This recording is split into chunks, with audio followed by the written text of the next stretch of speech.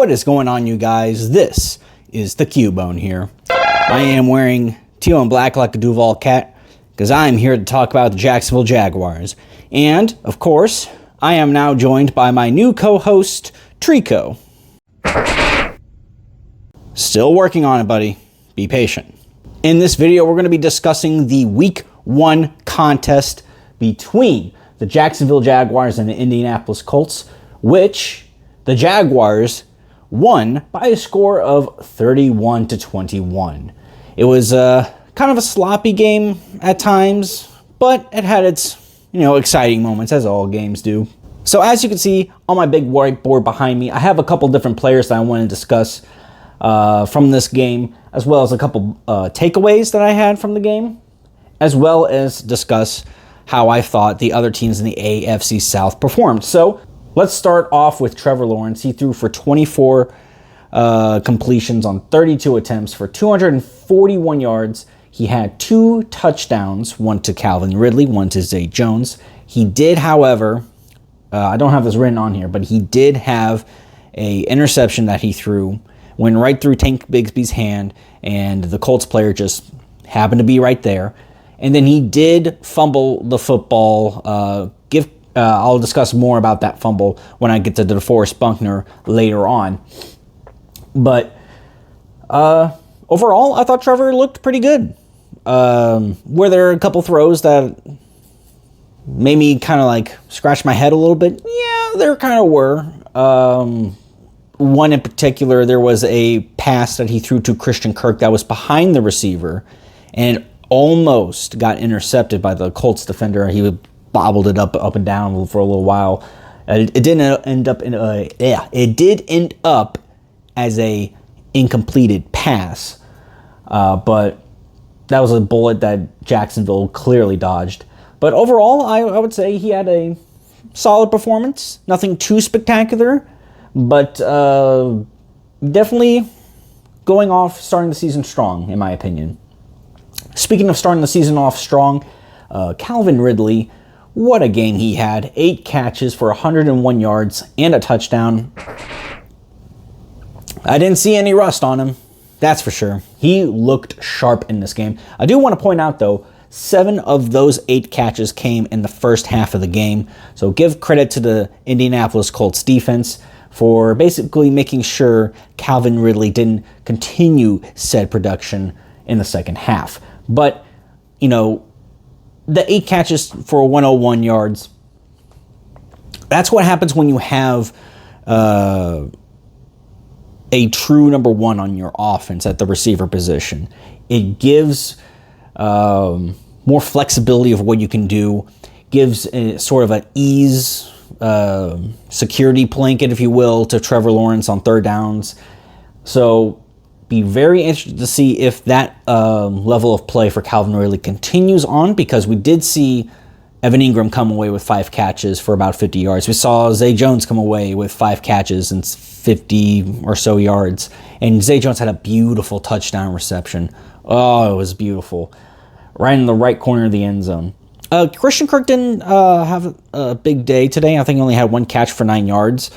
But like I said, Calvin Ridley being there might have taken away some of the targets from Christian Kirk. Be interested to see in week 2 if Christian Kirk is more involved in the offense. Let's now talk about the Jaguars' defense real quick. They were very opportunistic in this game. They had 4 sacks in total. They had an interception by way of Tyson Campbell. 2 forced fumbles in this game, which they both recovered. It feels like how it was last time the Jaguars were on the field. They were very opportunistic, causing turnovers.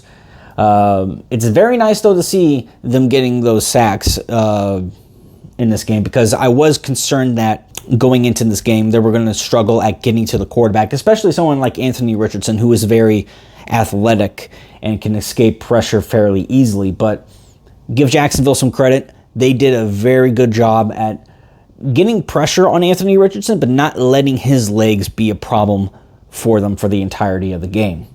Speaking of Anthony Richardson, let's move on now to the Indianapolis Colts and how I thought they performed in this game. Anthony Richardson, he was 24 of 37 passes for 223 yards with one passing touchdown. He did have one interception, like I mentioned earlier, thrown to Tyson Campbell.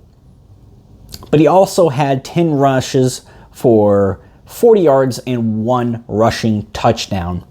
And believe it or not, he actually led the team in rushing, which I do want to point out. There was no Jonathan Taylor. There was no Zach Moss. They were down to the third and fourth and fifth running back going into this game. And poor Deion Jackson, that poor man, he fumbled the football 2 times. There were no running lanes for him to run with. Anytime there was actually a decent run for the Colts, there was some sort of penalty that brought it back, whether it was a hold, a backside block, you name it. So the Colts really struggled to run the football in this game. And I do wonder if they had someone like a Jonathan Taylor, maybe those offensive woes that they've had in this game would be alleviated. But we don't know. He wants his new money. He wants a new contract. He wants to be traded, as a matter of fact, from Indianapolis. So best of luck to Jonathan Taylor in that regards, because I know sometimes those contract talks get very dicey. But overall, Anthony Richardson, solid performance. Out of the 3 rookie quarterbacks that played today, Bryce Young, CJ Stroud, and Anthony Richardson definitely played the best. Though, granted, they kept a lot of stuff in the passing game very close to the chest, if you will. I never saw a pass by Anthony Richardson go more than 15 yards down the field. And I think a lot of that has to do with the fact that the Colts don't have a receiving threat that can take the top off the defense. But even still, they found ways to complete passes, make things not too impossible for Anthony Richardson. I do kind of wish, though, they ran the football more with him, though, because I do think he's a very dynamic runner with the football. But I digress. And I did see somewhere that after the game, or towards the end of the game, Anthony Richardson took a nasty hit from Andre Sisco. It does seem like, though, he is okay and that he's not going to have a major injury to set him back. That's good news if you're a Colts fan, and good news if you're a fan of the National Football League, because I think Anthony Richardson is going to be a special quarterback for years to come. It may not look pretty right now, but I think give him some time, give Shane Steichen some time. They will definitely be a nice combo in Indianapolis for sure. Let's move on to Zaire Franklin, linebacker for the Indianapolis Colts. So going into this game, there was some concern whether or not Shaq Leonard was going to play or not. He's one of their best linebackers on the team and one of the best linebackers in the NFL. But watching this game, I think Zaire Franklin is starting to take that title away from Shaq Leonard. He was making plays in this game, getting tackles in the backfield. There was again, I'll get to Zaire Franklin again when I talk about DeForest Buckner. There's a reason why. But 10 total tackles, 8 assists, having a knack to being around the football. He was definitely one of their stars on defense in this game. Give him credit where credit is due. Now let's talk about DeForest Buckner. Because there's one play with DeForest Buckner that involves Zaire Franklin and Trevor Lawrence. So I want to say this was in the third quarter. DeForest Buckner gets to Trevor Lawrence, gets a sack, forces a fumble. No one knows if it was a fumble or not. The officials didn't blow the whistle dead. So the ball bounces to rookie running back Tank Bigsby for the Jaguars. He picks it up, doesn't run with it, doesn't do anything. Some of the other Colts players that are around him are just standing right around him, not doing anything. One player realized that it was a fumble and the whistle wasn't blown dead. That was Zaire Franklin. He sneaks up behind Tank Bigsby and punches the football out which then bounces back to DeForest Buckner, who caused the fumble to begin with, and he runs it back for a touchdown. Absolute chaos ensued. Looking back on it, man, as frustrating it was as a Jags fan to watch that play happen, because that gave them the lead at that point. After they scored that touchdown, it was 21-17. And all the momentum swung back to the Colts. And looking back on it, man, great awareness by Zaire Franklin. He's such a great player for them. And, of course, DeForest Buckner, one of the better defensive tackles in the game. He was also doing a very good job, not just with that one sack and the touchdown, but getting in the backfield, stopping the run, being disruptive on that defensive line. He's been one of their best defensive players since he's gotten there. But that's all I wanted to talk about in terms of the players in this game. And now, before I get over to my takeaways and talking about the other teams in the AFC South, Treecko is going to give us who the player of the game was for this contest. Treecko, take it away.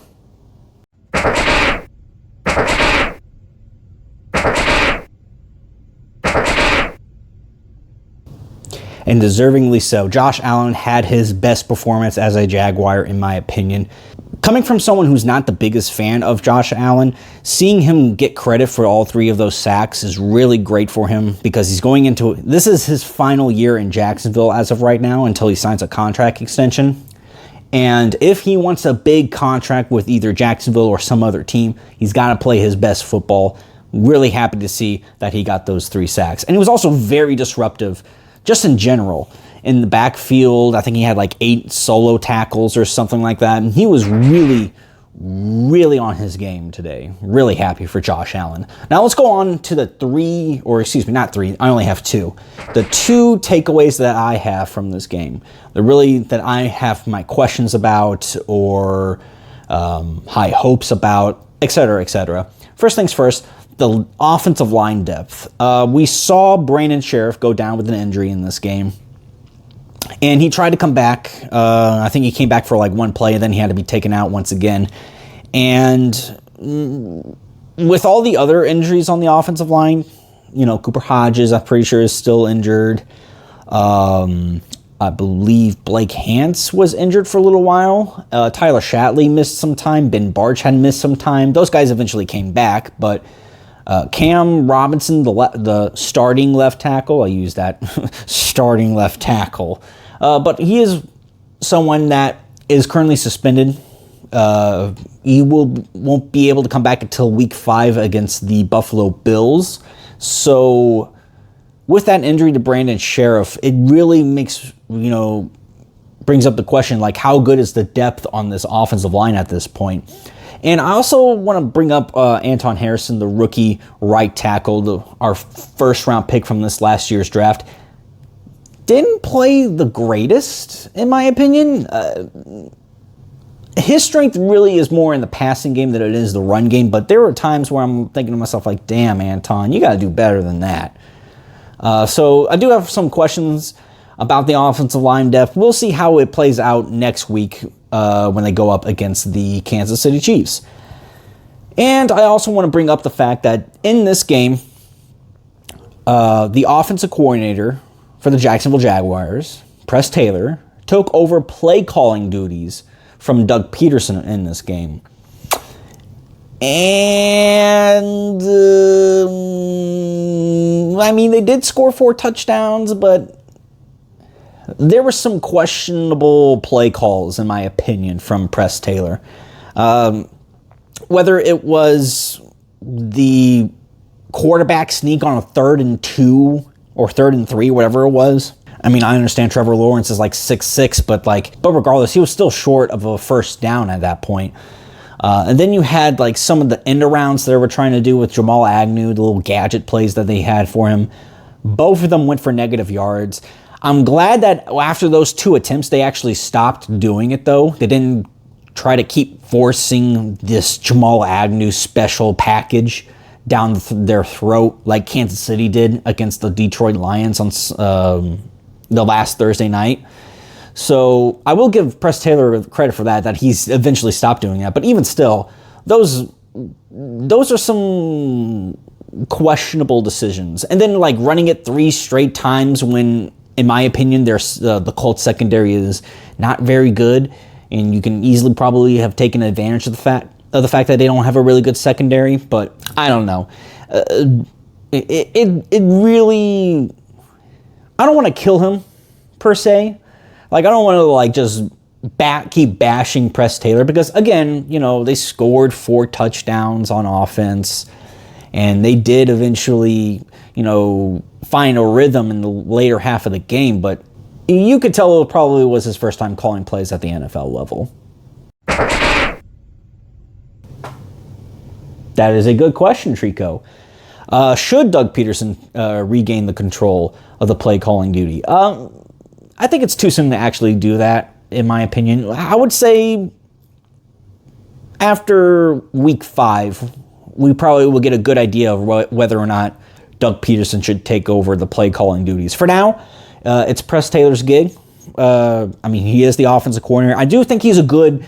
I think Press Taylor is good at setting up a game plan. Executing it with like his play calling, though, that's where I think that's just a bit of a learning curve. And we'll see how he progresses as a play caller throughout the rest of the season. And now let's go ahead and talk about the other teams in the AFC South. I already discussed the Indianapolis Colts a little bit. They had lost this game to the Jaguars, so they now sit at the bottom of the division at 0-1. Jacksonville currently sits at 1-0 at the top of the division.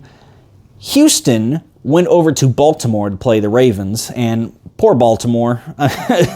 Baltimore keeps getting injured, seems like every year. But they still came away with a win, so the Houston Texans now sit at 0-1. I believe the final score in that game was 25-9, if I remember correctly.